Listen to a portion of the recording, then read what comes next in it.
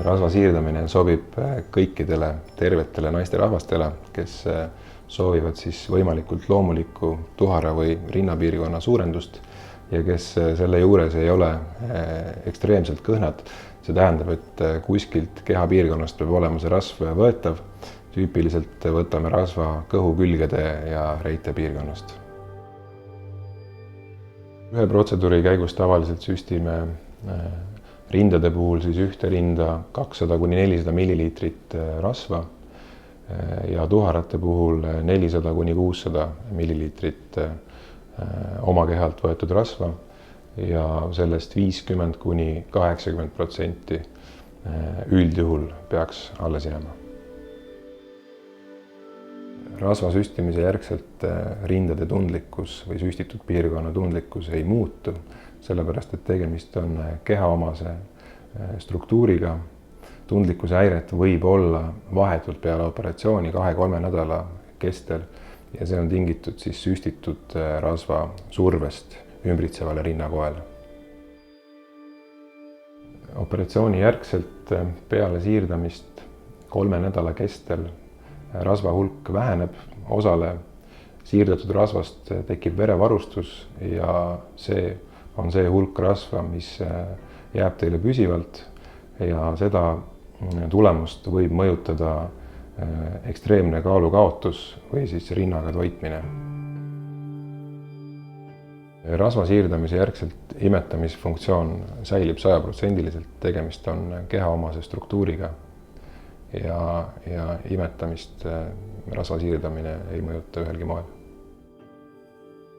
Operatsiooni järgselt jäävad armid rasva imupiirkonda, tavaliselt on nad suurusega 2–4 millimeetrit ja arvult on neid tavaliselt 3–5, sõltuvalt sellest, mitmest piirkonnast rasvaimu tehakse ja samuti jäävad väiksed, hiljem vaevu märgatavad armid süstimise piirkonda, rasva siirdamise piirkonda.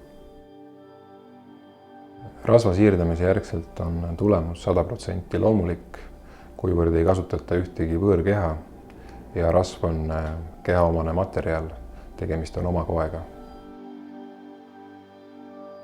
Operatsiooni korratakse üldjuhul siis, kui on soov piirkonda täiendavalt suurendada või siis juhul, kui on jäänud ebasoovitav asümmeetria.